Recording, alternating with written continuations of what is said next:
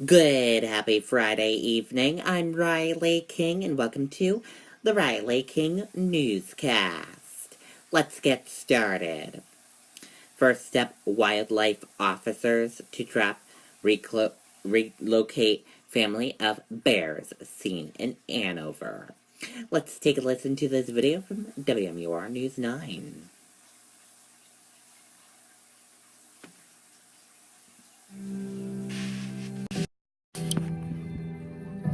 The commitment to stay here in America and grow. I'm very thankful, and my family's very thankful.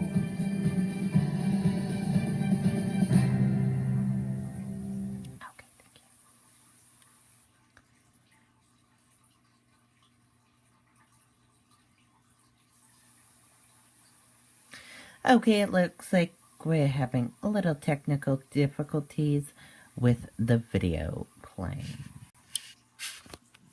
Sorry about that. Technical difficulty, everyone. New Hampshire Fish and Game officers now plan to trap and relocate the family of bears in the Hanover area. The decision comes after officials decided that a mother bear and her 3 one-year-old cubs needed to be euthanized because they had become too comfortable with humans. 2 of the bears entered a Hanover home last weekend. Governor Chris Sununu said earlier Friday he hoped wildlife officials would find an alternative method to dealing with the situation. A plan to euthanize the 4 bears sparked outrage among Granite Staters. Thousands of people signed a petition to save the bears. Over the past 2 years, 32 bears, 10 in 2015 and 22 in 2016, were killed in New Hampshire because of numerous nuisance activity. According to Andy Timmons at New Hampshire Fish and Game, in a typical year, 75% of bears are shot by the public, with the rest of the bears shot by wildlife. Stay with this story. Stay tuned for updates as well.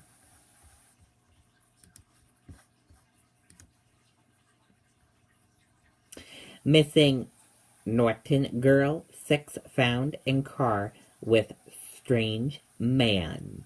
Let's take a listen to this video from WCVB.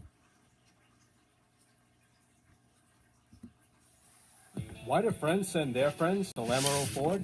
Prices and payments are clearly marked with real numbers, not phony payments meant only for ads. Like this expedition with up to $6,400 in rebates or 0% plus $4,000 for 60 months. Only at Lamoureux Ford.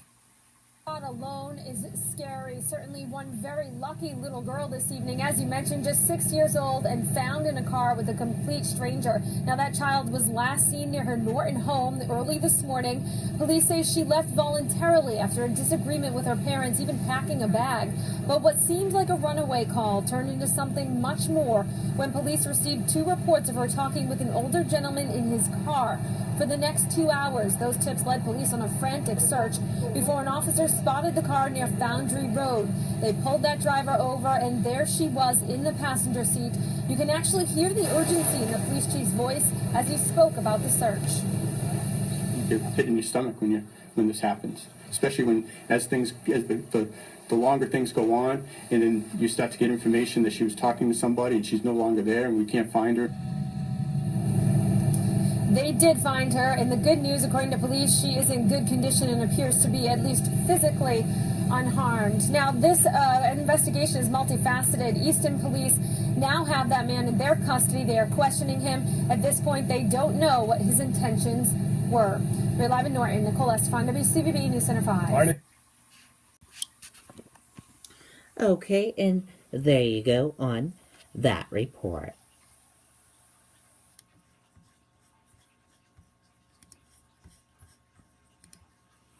Lewiston looking to welcome more food trucks. Let's take a listen to this video from WMTW News 8, Jim Keithley.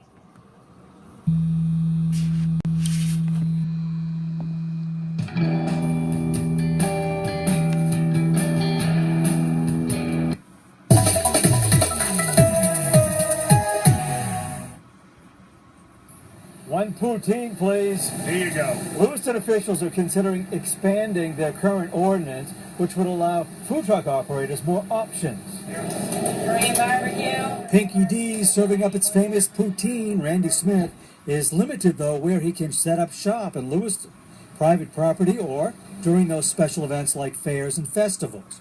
But change is on the menu. Lewiston just might allow food trucks on certain streets during certain hours. I mean, most of food truck business is lunch. That's about 80% of all food trucks are open for lunch. They still wouldn't be allowed in Kennedy Park or along Lisbon Street, but Pinky D says he'd make a killing along Canal Street, where there are literally hundreds of workers roaming around at lunchtime. Gets people out of the office to walk down here. They're going to walk by 4 other shops, maybe buy some flowers, maybe buy some other stuff. So it's that economic development, and not just for food trucks, but for everybody else in town. The city seems to be craving the potential for new business, and this, they say, could be the perfect way to test market. The folks that run food trucks really know how to find people and really know what they're looking for and their audience. So we want to open up options for them to come and find that here. There still needs to be a workshop and a public vote on this, but it could come as soon as mid-July. It could be not long before you start seeing more food trucks like Pinky D's here in the streets of Lewiston. I'm Jim Keithley, WMTW News 8. Okay, and there you go on that report.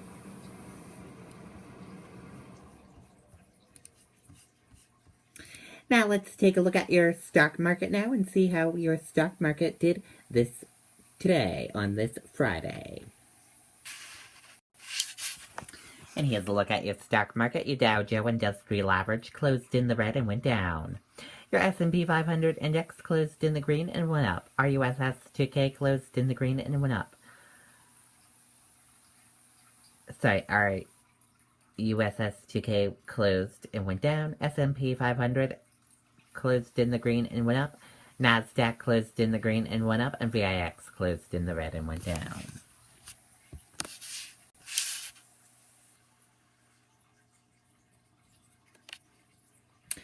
NASDAQ, S&P eke out record close as stocks finish week with strong gains.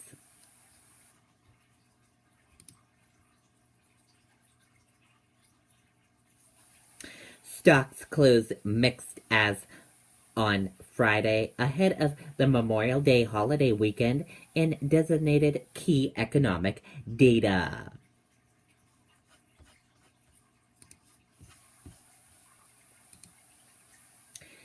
Secretary of Jared Kushner's Russia contacts brings the probe to Trump's inner circle.